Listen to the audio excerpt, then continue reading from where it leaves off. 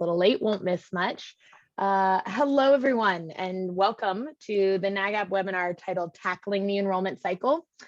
This session is sponsored by Liaison International, and we are so glad that you all decided to take some time out of a busy day to join us today. So thank you for joining us for sure. We're glad to have you here this afternoon. Just a couple of logistics as we get started. Please feel free throughout the entire session to use the chat. I will be monitoring the chat as our experts speak to you this afternoon or this morning if you're on the West Coast. Hello. And so I'll keep an eye on that. And I really hope that the folks on this call will use the chat to engage with one another. As our panelists share their experiences, it's often helpful to chime in with questions for the group. And we hope that some of that chatter does go on. So please feel free to use that. We also will have plenty of time at the end for question and answer. So even though we will be chiming in throughout with any chat questions that pop up, in case there are any that we don't get to, I will be sure to address them at the Q&A session at the end. So hold tight and we will address that later.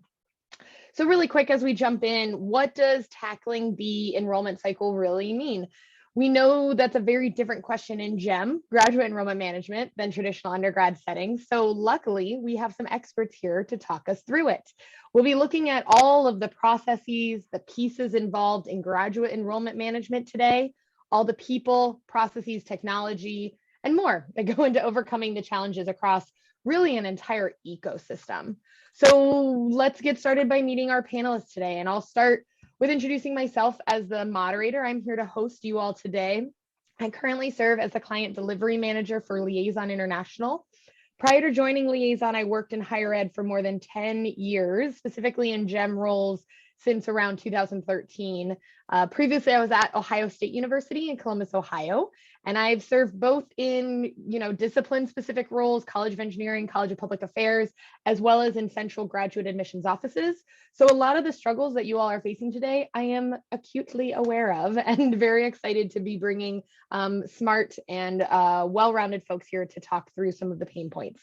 I've been an active member of NAGAP for nearly 10 years, have served on boards and committees, and I'm just thrilled to be back here in this situation today and talking to so many names that I already recognize. So thank you for having us.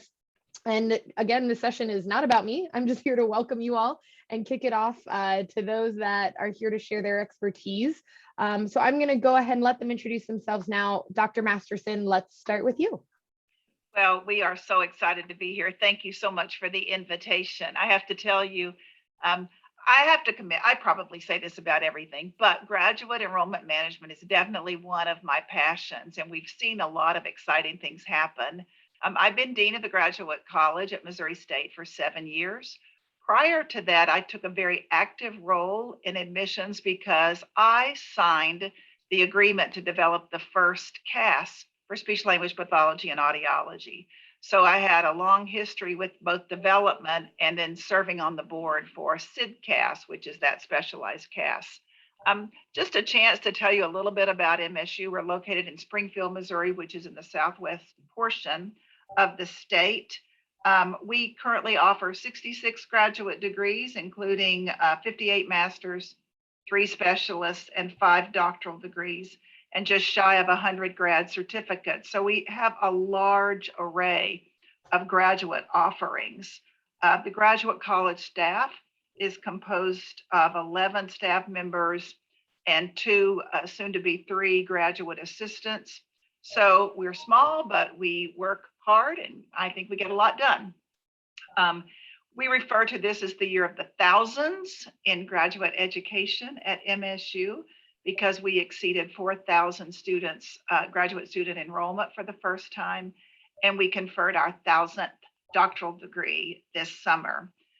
So grad enrollment is just upwards. It's this year 4,183 to be exact, and the total enrollment at MSU this fall is 23,618. So graduate enrollment comprises about 21%, a fifth of all degree-seeking students at MSU. So we have a really important part to play on campus. You're going to hear a lot about what we do, how we've been working on that, and what's happened in the last few years. But let me turn it over to Algerian really quickly so he can introduce himself, and then we'll get started. Good citizens, good afternoon. My name is Algerian Hard, and I'm representing the Missouri State University. You always have to do a shameless plug, right? But I'm so glad to be here today. Primarily my duties as the Associate Dean here at the Graduate College are around marketing, communication, social media platforms, recruitment, retention, a lot of what we are connected to speaking about today.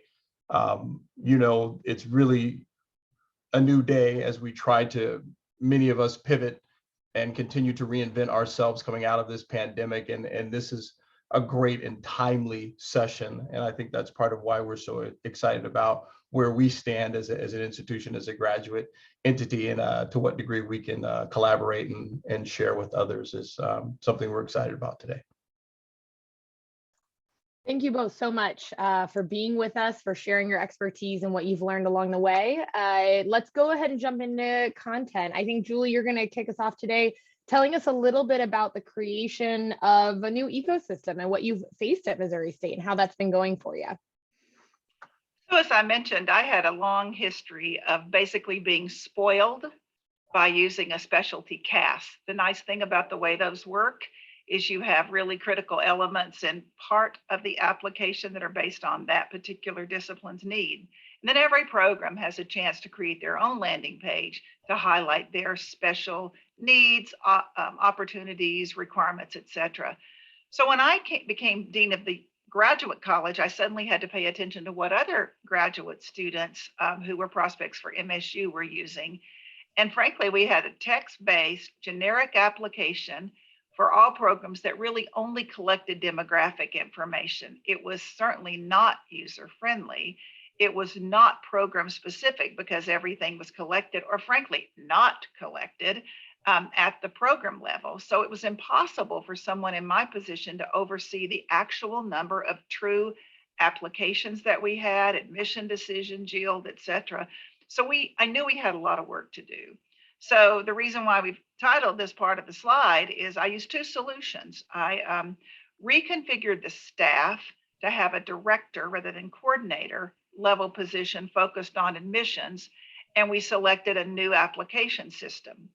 And I had fairly straightforward, simple requirements for that. I quickly discovered that I guess I was asking for a lot. It didn't seem that much to me at the time, but I needed something that would allow a separate application for every program that would be tailored to their specific requirements and their audience. So for example, we have a Masters of Music, and they want links to YouTube videos showing people conducting folks playing instruments of a song that they created. And then I have experimental psychology, and they want reprints of either presentations or articles or methods they've developed. So that's a really good example of how different the requirements are. So I needed something that would celebrate what each program needed. It had to be, of course, mobile friendly and user friendly. We talk about these kids today and their attention span, but my attention span, I think, is shorter than any potential applicants. So people were busy, and there are a lot of things competing for our attention. So it had to be user friendly. It had to be configurable by my staff and me. I couldn't afford a special consultant that was going to be required to configure this. And my computer services folks love them dearly, but they're very, very busy across campus. So I couldn't put in a ticket and wait until they had resources to devote to getting my application system up or running. I needed to do really close monitoring of our enrollment cycle, and you're going to hear examples of this in a moment. And then, of course, it had to be affordable for me. During our original RFP process, a sales rep kept telling me that his product was so much better than another specific competitor's. And I ended up saying, I actually completely agree with you, but it doesn't matter. I can't afford it. It doesn't matter to me to say that a Tesla is better than a Prius if my budget is stretched to the max, just trying to afford the Prius. So those were the things I needed in a package. And I have to tell you, for me, GradCast met all of these objectives. And it was a tremendous platform for engaging my graduate education community in a meaningful way. It took us about 8 months to configure because we could have probably just put it up in a week without using all of the rich capability that it has, but I wanted it for those reasons. So we took a lot of time to configure, and I have, now almost 200 programs, so we have a very large community. So since configuration, we became best friends with all of the grad program directors, and I would say that our relationship really is strong because we needed their input to originally configure. We certainly need their input as we've gone forward. And that not only gives us an excuse, a motivation, and a mandate to communicate closely during that process, but we've also established monthly meetings so that we're talking about the issues that are important to them. We established a whole website that we call the Graduate Education Toolkit, where they can have one-stop shopping, just-in-time access to information. And that site continues to grow based on feedback and requests that we get from them. So as I said, the applications ended up being everything that I had hoped, and more, really some things I didn't even know to hope. So in my office, we're able to monitor students moving through the admission stages in a very straightforward way. We know when students, of course, fill out an inquiry, we can track when those students move from the inquiry stage to our next stage, which is called in progress. We made that up because in GradCast, when someone starts an application, that applicant is called in progress. So we have CRM, or in this case, it's enrollment marketing. That's it's called EM, right, Jillian? Now EM, enrollment marketing. Yes. So that's the recruitment marketing tool that we use. It's a liaison product, but it goes hand in hand with GradCast. Yeah, I think you all use the EMP, the enrollment marketing platform. I think it's EMP. Is it called EMP? Is the P still there? Yeah, we keep hearing rumors that P's going away. But anyway, whatever it's called, EMP, that's what I learned. We have campaigns that start when an application is started. So we have an EMP campaign in response to inquiry. We have EMP campaigns in response to someone starting an application. And we're really able to do very powerful things that Algerian's going to tell you about later with those. But we're also even able to individualize some of those. So for example, we've worked very closely with a couple of our programs to have graduate certificates that are subsumed within their degree. And these grad certificates do not require a minimum GPA for admission. And we did this by design because we didn't want students to have to start as non-degree seeking. We wanted them to have an advisor. We wanted to make sure that they could earn a credential along the way. We wanted to make sure that they were taking the right classes, and then ultimately that their work would count toward a degree. So one of those, we did a special marketing campaign, and actually one of the messages in the campaign, it's a text that says, "Worried about your undergrad GPA? Don't be. We have an admission path that could work for you." Now, we don't do that in speech language pathology or physical therapy or audiology, but in some cases, that is the appropriate thing to do. And then the system, GradCast, allows us to know when students submit an application. And of course, the stage is labeled as applicant. And now what I do is my encouraging and nurturing of the potential student stops for a moment. And now I get to encourage and nurture my program folks. My attention now focuses on need to make a decision, need to make a decision, need to make a decision. So my office sends out biweekly notifications. They don't really have to. The grad program directors could just log on, they'd see. But they're busy. They're busy with their research, teaching, service obligations. So my office sends out a message that says, you have submitted applications that are waiting for a decision. And then depending on how close we are to the end of the semester, I will chime in and say, yes, please. The sooner that you can act on these, the better for everybody. So we are able to encourage nurture, support the right folks at the right time to ensure that applicants people, I should say, move through the stages of the enrollment cycle in a timely and efficient manner. Another thing that we can do is, and I really like this, we can track the demographics of our applicants. We're in Southwest Missouri, and we've always known that the diversity of our applicants was not what we wanted it to be. If you walk across campus, you'll know that the diversity of our student population is not what we want it to be. But now, we have data where we can track this, and we can also find out in real time, what do the applicants to the MBA currently look like? We had a committee that we established last year, and the title of that committee was the use of inclusive practices in graduate admissions. And they've been working for over a year. Their report and recommendations are finished, and now they're working on an inventory tool to help individual programs with their marketing recruitment strategies, as well as their admissions metrics and processes used to support inclusive practices. I also just started calculating abandonment rates, and I can certainly recognize colleagues from the GradCast community because they gave me that term. That's the other nice thing, is you have a community that helps you with things, and you can all share ideas. And I know now when a program is recommended for admission or denied, so I can tell if a program is being excessive in their denial rates.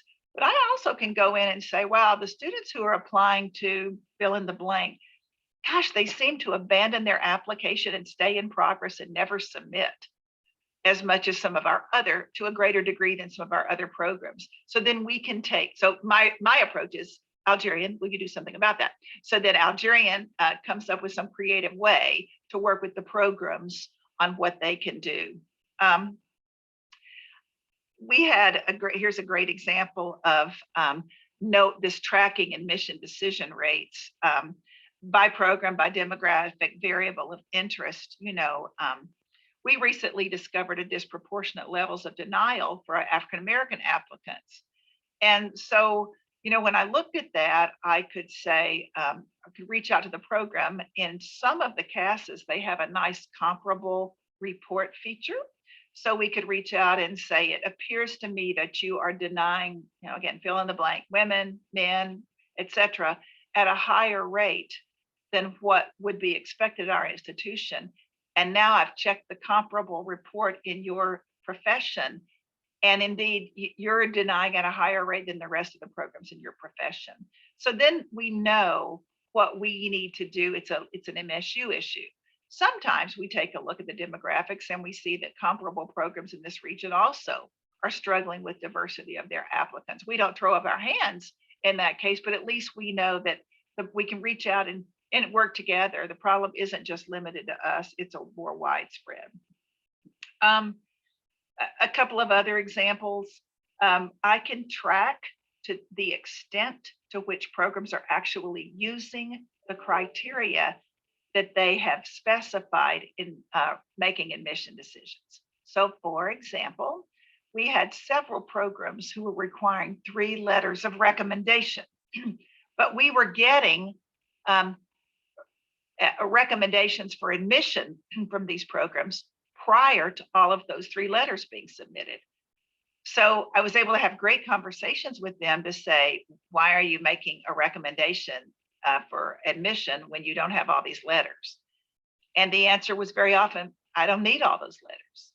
And then then why are we asking for them? And I cannot tell you how many times the program would say, I thought that was your requirement. It's not my requirement, it's not the graduate college. So we had great conversations.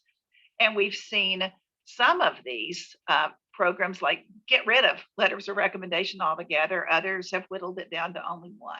So again, all of this at a price I can afford, which in GradCast's case is 0. It's not really 0 because the revenue that we used to collect when people would apply to us Now it goes through GradCast, and we get a percentage of that. But my bottom line comment is that it's not, I don't pay a yearly subscription for it.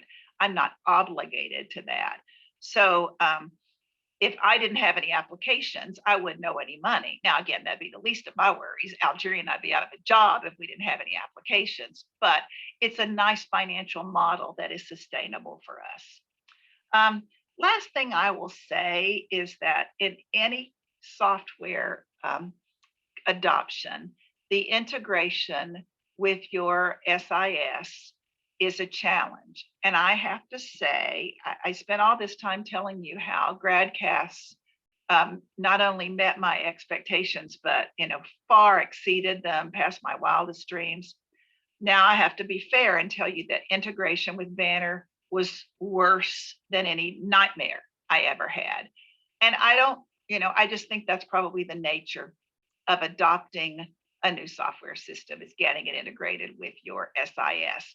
And what I did learn is that some of the configuration choices that my team and I made, okay, it was primarily me. I was the one that was pushing for some of these things. That's what caused the problem, a lot of the problems. And so in our second iteration, the second configuration, it wasn't the main configuration, but the second configuration cycle, we fixed a lot of those. We changed them in ways where we were still collecting what we needed, but doing it in a different way. And then also, in fairness, GradCast made some changes too in the way that they allowed us to ask some questions, and that helped. So I think my advice on that is, it's impossible to really understand a software system until you've used it. And I mean, used it for a while. But to the extent feasible, having a very detailed conversation with somebody who has used that and how configuration decisions impact integration with the SIS is very, very valuable. So I would encourage you to do that. So that's kind of my overview of what we did in terms of people and et cetera to get this going on the admissions side. The other big thing that I did in terms of people is that as I said, I reconfigured and I replaced my coordinator position with a director position. But I also had a coordinator position in marketing and recruitment. I eliminated that position and then found a creative person to serve as associate dean, whose primary focus would be on marketing and recruitment. And I felt strongly that having responsibility for marketing and recruitment was so important for Missouri State that it rose to the level of being an associate dean's primary responsibility. So I was very happy that I found Dr. Hart, and I'm going to turn it over to him to talk about what we've been doing. But before I do that, Jillian, is there anything you want to ask us or interrupt us for a moment before we give it to Algerian? We don't have any questions at the moment in the chat. I have a couple of personal questions, but I would like to hear from Dr. Hart first, and I'll save some of the stuff that I came up with for the end, because I think all of that is so valuable, and I imagine Dr. Hart is just going to fill us in with some additional color. So we'll go ahead and wait for more commentary and more excitement from you all. Okay, well, great. I think, you can see that first bullet is nurturing campaigns. And let me back up a little bit. Part of that next conversation was a thing we would call a wish list. And within that wish list were really three prongs. One was, how can we have a centralized form of communication that would actually guide, if not, we use the term nurture, kind of these campaigns. And also, kind of on a daily basis that we're having these types of communication. And then ultimately, what would be the path for an individual who requested information to at least have the appearance of some type of immediacy in communication and contact versus 3 days later, hey, we were excited that you applied or you showed some interest, but we want you to apply. It's like, well, did I who are you? So, the first part was really the central campaigns, which run from the graduate college. And what that really means is, and I'm going to combine a couple of things here. The nurturing campaign are nurturing It's called that because part of it is it refreshes daily. But the nurturing aspect are the messages that an individual would receive based on where they are in the stage. You heard a couple of terms that Dean Masterson used: in progress, prospect. Those are really important because what happens, what we found out, if you're not communicating with them truly, then those individuals will go somewhere else. The other thing is the Dean mentioned attention span. So you're trying to capture that audience's attention about your brand, and it is about your brand when they're looking at your institution, that you get some level of communication pretty quickly, and you want that communication to come from those who they're most interested in, and that's the program. They're not really trying to get a message from the graduate college saying, hey, you know, Algerian Heart is sending a message. They're not concerned about me, but they're concerned about that program. And so I'm going to back up a little bit. So that central messaging actually comes from the graduate college. We send out that first message when you send in that RFI, our request for information. So there's a series of 3 messages. That first one is, hey, we're excited that you are interested in inquiring about Missouri State University. And there always should be an option to start an application, because people are at various stages and you want to make sure that there's always an opportunity to act. And part of that encouragement or the nurturing, the end game is to get them to act. And that action ultimately is to begin an application. So then that's the first message. The second message actually comes from the graduate program director. And that one will be more specific in terms of not just their excitement, but beginning to outline the offerings, beginning to outline the conversation, generating the enthusiasm, generating the connectivity for which that individual actually filled out a request for information. And then you start to move into that last message, and they're always connected to the opportunity to fill out an application. Go ahead and start your application. We're excited about you. Have you start your application? And it actually looks, though, as if that program is communicating with that individual in real time. But also it's a series. And so the nurture, you can have it set up in a manner if you want it to go out the next day, if it's 2 or 3 days later, but you want to be very consistent in terms of that communication with the individuals. So the other part moving after that, which is so significant, is about, you know, how do you give an individual information? Like, what are my next steps? Okay, I request this information, you're talking to me, but I don't really know what's next. What am I supposed to do? So within the messaging, it's not just about fill out an application, but we want to send you some information in terms of what are the things that you need to do. So while we're staying in touch, we want to make sure that we give you instructions, spaces to click. So while you're encouraging, you want to make sure that there's hot buttons for them to see. You know, what is it that they want? Okay, do you send out instructions for letters of recommendation? Do you send out information about graduate assistantships, cost, time to degree completion? All of the very pertinent information, you know, that consumers of graduate education are going to want to see, and they're going to want to have access to, and you want to make that as easy a transition as possible. And so when we look at that, you know, there's a lot of ebb and flow, if you will, in terms of the communication that we're sending out.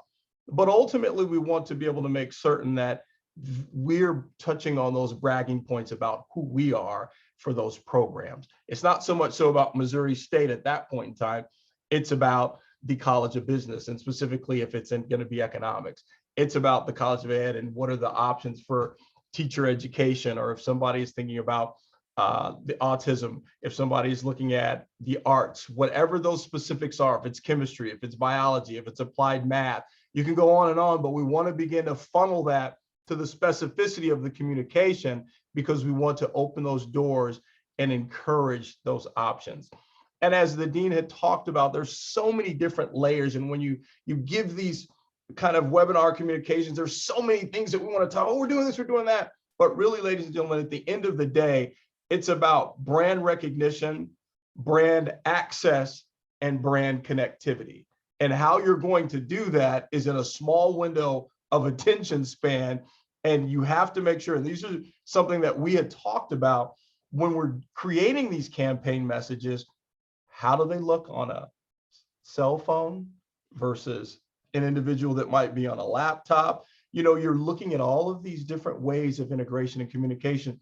What does it look like when you send something out through social media versus, what's the accessibility? And so these are things that you're really thinking about in terms of your communication. And moving forward is kind of, okay, what's the timing? We have another thing that's called a blast campaign, because it's a blast because it's messaging that goes out typically once a semester. But what you might want to do is send something out before break. So in between Thanksgiving break and Christmas break, you're kind of doing the setup for that original blast. Hey, these are some things that are coming ahead. They're reminders for registration, because don't forget, you want to make sure you keep those here that you already have while you're encouraging. The other aspect becomes that dead period. When somebody's coming off of New Year's that maybe had thought about, I don't know, all of a sudden you send that message back out because they were interested before. Maybe they didn't complete the information. And so you send out some encouragers. Maybe you send out about some financial support opportunities. Maybe you talk about some new innovative certificates, because maybe that's a better point of entry for them and they're not quite ready for just the graduate traditional spaces. But you've got to figure out, how can I continue to communicate with them? How can I continue to get messaging out that's going to be encouraging, that's going to be palatable, and it's going to be something that's desirous of where they are currently in their space? Now, you're not going to send out 5,000 different messages, but you're certainly going to send out some very specific communication spaces where individuals have an opportunity to act. And the key is meeting you where they are at that certain point in time. I use the term special because the other thing is, there's special campaigns. These are which are done with partnerships. Here at Missouri State, we have MSU Marketing and Communications. Again, what we're trying to do is not just use your resources on campus, but you're looking to expand the community in a sense of communication in a very meaningful way. Telling your story, not just your institution and who you serve, but departments telling the story. Not me telling the story as a faculty member, a fellow graduate student, why you're there, why you chose an accelerated option, why you chose to come back to school, whatever those stories are, you want to be able to have someone tell that story in real time to try to connect with others. The other part is about figuring out technology. How are you engaging? What does that look? When we talk about digital ads, what does the messaging look like? How are you using, and I talked a couple minutes ago about your social media. Are you current, or are you still using Facebook? I think that that's a thing, but when you're overwhelmingly Instagram, but you have to be careful. Do you have the capacity to engage TikTok?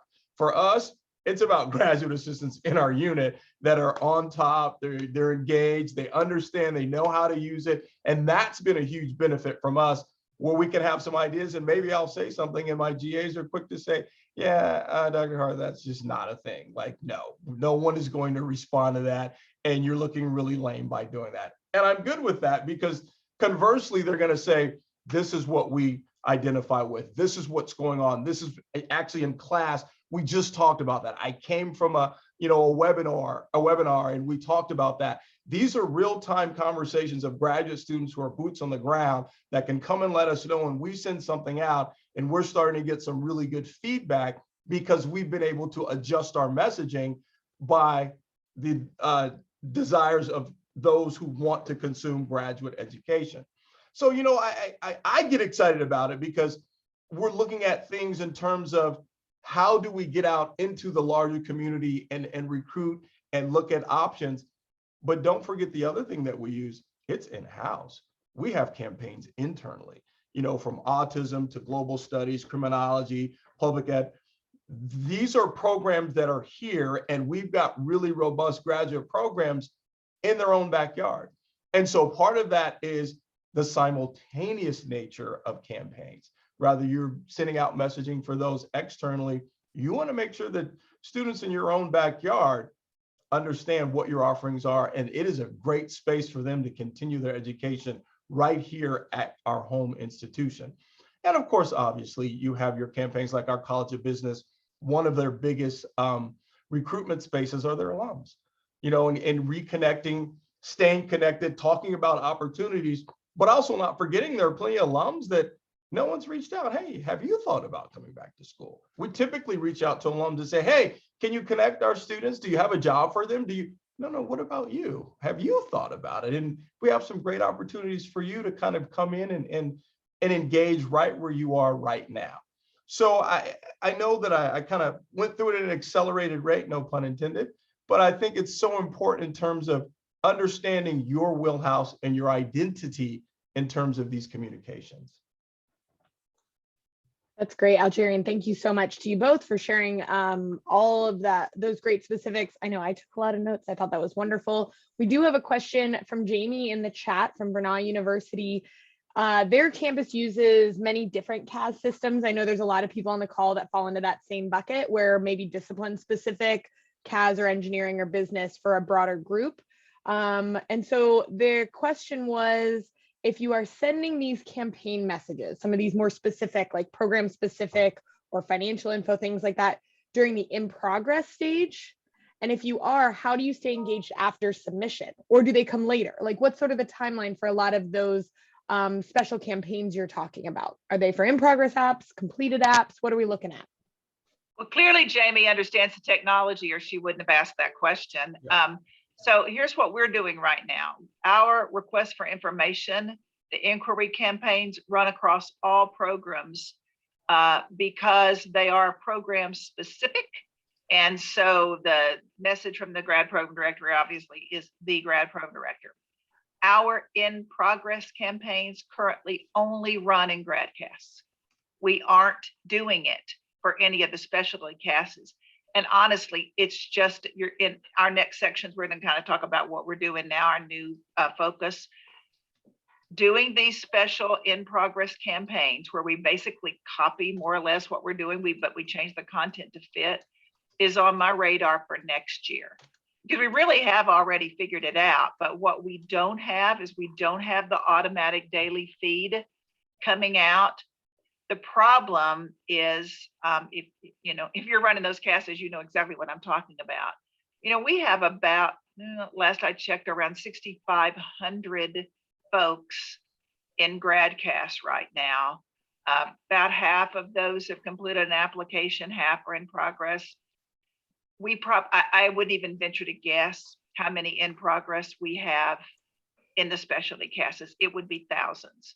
So I need to think about what that's going to do to my EMP system when we bring them in. So that's kind of a tech question. And then what kinds of mechanisms can we use to control it? It may be that those folks are less interested in nurturing from in progress to submission, but rather they're interested in nurturing from admitted to matriculant.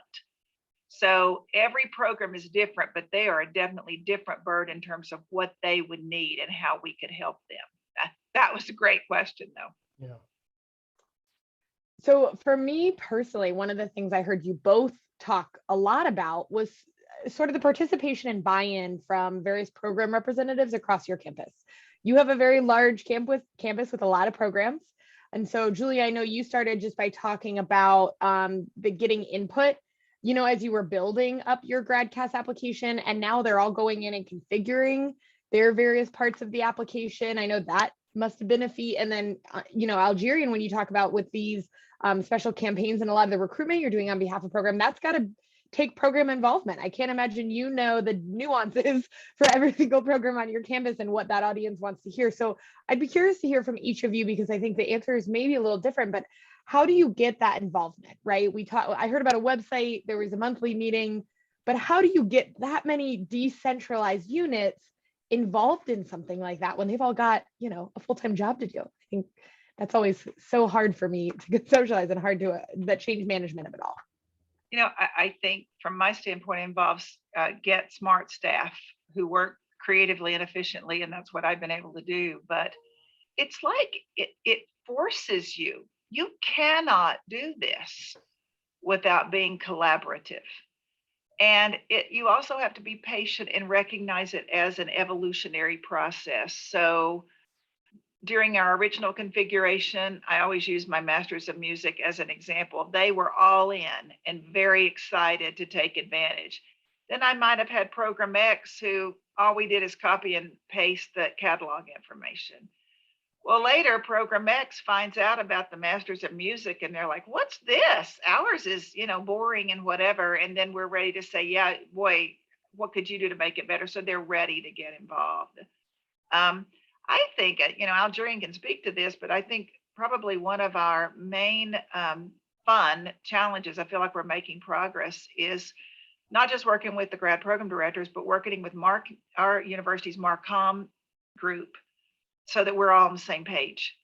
And, they're not recommending something that, we have to deliver on without including us. And we're not recommending something that we can't do. We're obligating them. So I think it's really forced us, and that's an excellent motivation sometimes, to be collaborative across campus. Algerian, other thoughts about that?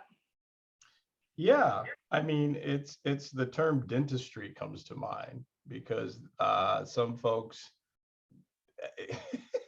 this is the level of the Novocaine in terms of the delivery. Some are really, really early on, very hesitant, very territorial. They want just the minimum amount of, invasion into their space. They're the experts. So it's just that, okay, you're right. But we always will, our first approach is, you're the expert. What's the messaging? What is it that you feel is the best idea about your brand?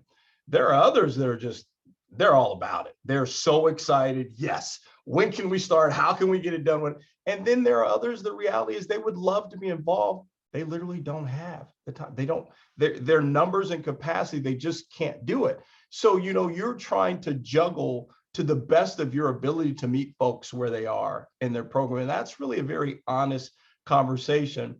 There are some programs that the dean always says there are what we call those spotlight programs, where you've got faculty that are so all in, they're very innovative, their program shows that. And there are others that it doesn't mean that they don't want to do better. They just, it's something that they're not quite comfortable with. So you're constantly, while one group is accelerating at a high rate, another group is still trying to get out of their own way. And let's be honest, there are going to be units that struggle because they're in their own way. And until they get to a point to where they're really, ready to move forward, you can't force them to do something. But overwhelmingly, what you can do is have a consistency in terms of that centralized messaging. So at least everybody has a point of entry for communication, and you're representing everyone. And I think that's important. I'm a data girl, and this is just my dream in that most folks, and gosh, almost every one of our program directors, they're scientists, scholars at heart. That's their day job. So just being able to present them data, like here's how many applications you had last year. Here's how many applications you had the year before. Here's what everybody else in your college has. Here's your time to decision. Here's your number of abandoned. That's very, very motivating for them. And it's not just because Julie and Algerian think they ought to do X, Y, Z. Data can be very compelling to academics. Yeah, you can prove it to them. Here, look at this information. Yeah, thank you both. That was great insight. And I think this is something that a lot of us are challenged with on our various campuses. So I think for the last 15 minutes, 14 minutes, we'll jump into the next slide and talk through. Can you tell us a little bit? I know Julie hinted at this earlier about what's next, or as far as like this technology and your other technologies you're working with, what are the things you dream about doing next? What's on the game plan? Well, now Jamie kind of ruined it for me, because now I'm feeling like I have got to get those specialty CASs involved in some of this, but that is down the road. I promise it is. But the other thing that EMP has that we really haven't talked about is this personal URL. So as soon as you complete an inquiry or you get in our system anyway, there's this website that it's your website. And we're really learning about that because it can look a certain way if you're an inquiry. It looks different if you are an in progress person, if you started your application. It changes if you're an applicant, etc. And so we're really trying to capitalize on those things. What do you want to tell people who are completing an application in the process? Well, really, from an enrollment management, our call to action, as Algerian said, is please finish your application and submit it. Well, what do you want to tell somebody who's an applicant? You, in a gracious way, you want to say, we are thrilled that you have submitted your application. Don't call us every 5 minutes. We're going to get to you as quickly as possible. And there's a wide variety of time to decision, etc. What do you want to tell an admitted person? Registration starts X, reach out. So the messaging is very different. So you can set that up from a central standpoint, and the Pearl will adapt. When I saw this product demonstrated now, I don't know, 8 years ago, I said that I wanted to do my MBA and I like dogs and basketball. And I got all kinds of material showing people studying in front of the business school with the dog in their lap. And then there was the basketball schedule. And this is what I always wanted. So now we're figuring out how to do that. We have this section that's like more about me, and our GAs are working on, if you say that, we're providing a whole section on your personalized URL on resources for healthcare, wellness, fitness, entertainment, children, to make it not just about here's going to be your academic life, but you'll live in Springfield too, perhaps. Or if you're going to be an online student, you don't have to click all that, but we're trying to make it adaptive. And then, as I said, I'm kind of I'm a speech pathologist, so I used to be a researcher who actually did intervention research. So I know if you try a particular treatment approach, you have to track whether it's working and quickly know it's not. Change. So we're very picky. I'm very picky now about my return on investment. So here's an example of that. We invested in some new digital marketing ads, had a whole new web page developed that was specific for marketing for a program, and paid for ads. And I asked the program director, how's it going? He goes, oh yeah, I don't think I've gotten any requests. I said, excuse me, what? And so then we started doing some checking, and we did not. I mean, the web traffic, the web page traffic was not what we expected it to be. His request for information, and we can tie it to that specific initiation point. He had 2, and I've spent some money on that. So I'm not mad. I'm actually happy that it sounded like a great idea to try. And we did. And we found out, okay, that's not working. And we quickly figured that out. And I always felt, everybody, Jillian, everybody, that we think something's a good idea and we put it out and we just cross our fingers and hope for the best. But we don't have to do that now. We think it better be a good idea before we put it out. But now we don't have to cross our fingers and hope for the best for a while, but then we can start tracking. And we can say, how many inquiries are we getting as a result of this particular strategy? How many applicants are we getting, or at least in progress, are we getting as a result of this particular strategy? And we can adjust accordingly. So that's our next big step, and we're really proud about that. Yeah, that's great. I had when I worked at Ohio State, one of my marketing advertising folks that was in our department used to say the traditional advertising phrase was always that 50% of our marketing works. We just don't know which 50%. And I always thought that was really clever. But the point being that he said, but it's changing right now that we have data where you can track the inception point, where people are coming from, data analytics, including Google Analytics, things like personalized URLs, where we can see exactly who's coming and what data they use to get there. That world is changing a little bit. And so I think that's an interesting spin, and I appreciate that very much. Great. So we have 9 minutes remaining, and I did want to save a little bit of time for open questions at the end. And so I did want to kick it off with one follow-up that I had personally, and then I'll let people use the chat if there are any other questions. You mentioned marketing and communications offices, certainly, and of course, all the various graduate programs. But I always find it so interesting, the idea of collaborating with resources already on campus. Are there any others or any specific examples that you would give on something that worked really well, either with a marketing communication office or maybe someone else, an IT department for onboarding, or various grad program. You mentioned spotlight programs. I just think sometimes it's hard to get people excited around campus when you're doing a grad admissions initiative. And I wonder if you have an example of maybe a particular partnership that was especially meaningful. Yeah, let me give you an example of something that did work and something that didn't work. Great. And it's the same program, by the way. So that makes it, if you're a researcher, my baseline is stable. So we met with a program who primarily catered to teachers who were working. So they were going to have part-time students. So the first thing we said is, wow, we're looking at your program and it's research intensive, thesis requiring full-time resident. But you say your market is to practicing teachers.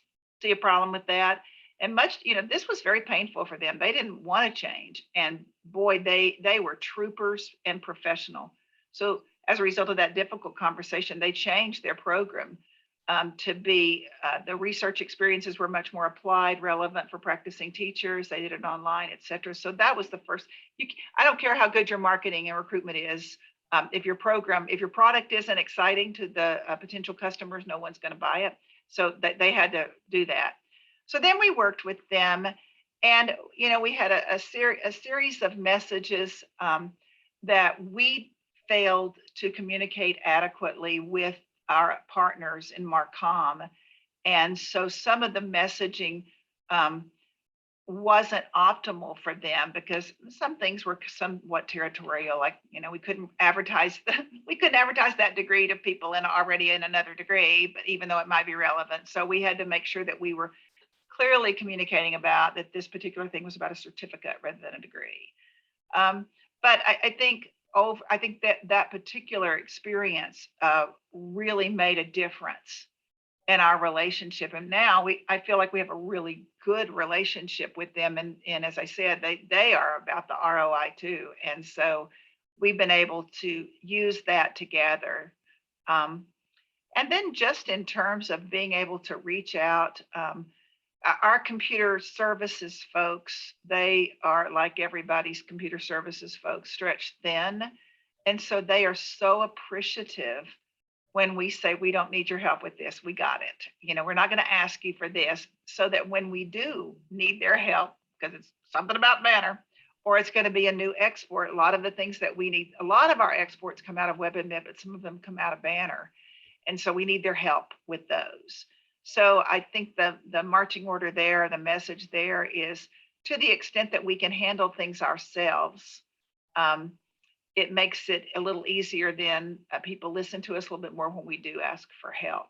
So those are some examples of where I learned about how I need to be a little bit more explicit and effective in my communication with others about what's needed for grad programs, as opposed to being undergraduate focused. And then try to be very, very careful with your asks, so that you don't always go for a lot of things and only go for the things that you really can do yourself. Algerine, anything else you would add to that? I think it's important to think outside of the box. You're going to have to come out of your comfort zone. One of our wins, if you will, is with athletics and identifying partnerships within. With these changes, we hear terms like the portal, the transfer portal, and how many student athletes across the country have completed their degrees or just about ready to complete their degrees, and they have another year or two of eligibility, which is that time window in terms of completing a graduate degree or certificate.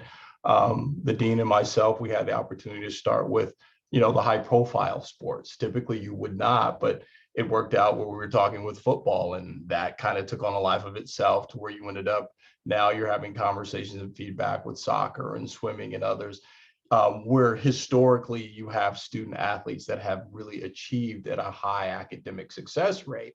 So sometimes, in your own backyard in non-traditional spaces, that's where we are now. Is it a one-off? No, it's not. It's something that's ongoing, and every institution has other organizations, where if they don't have athletics at their school, there's always some other type of organizations, rather that's in student affairs, student government. There's something that's on your campus, and there are eyes, and there are a lot of students who would fit well with your graduate identity. That's very clever. Yeah, thinking the different ways that someone might become a grad student at your institution. There are so many that likely you may not even know about, right? The way that people get into graduate education on a given institution. Very, very clever. I appreciate that perspective very much. So let's advance to the last slide. And I just want to say a special thank you to Julie and Algerian for being here with us today from Missouri State. This has been invaluable and we appreciate your insights as always. Contact information is on the screen. So for those that are here with us the last few minutes, thank you for your time and attention. We definitely encourage outreach. I know Algerian put in the chat his email earlier too. So you can reach out to any of us with any questions you may have. We are all NAGAP fans and friends here. So please do reach out to us if there's anything going on. But I think that's about it. And thank you so much for your attendance today. If you have any questions, just let us know. And we hope everyone has a great rest of your week. Thanks, everybody. Appreciate your attention and your questions. Thanks, Jillian, for moderating. Yes, Yeah, thanks, you Julian. both. That was great. Thank you so Of course. much. Thank you Bye. both. It's been great.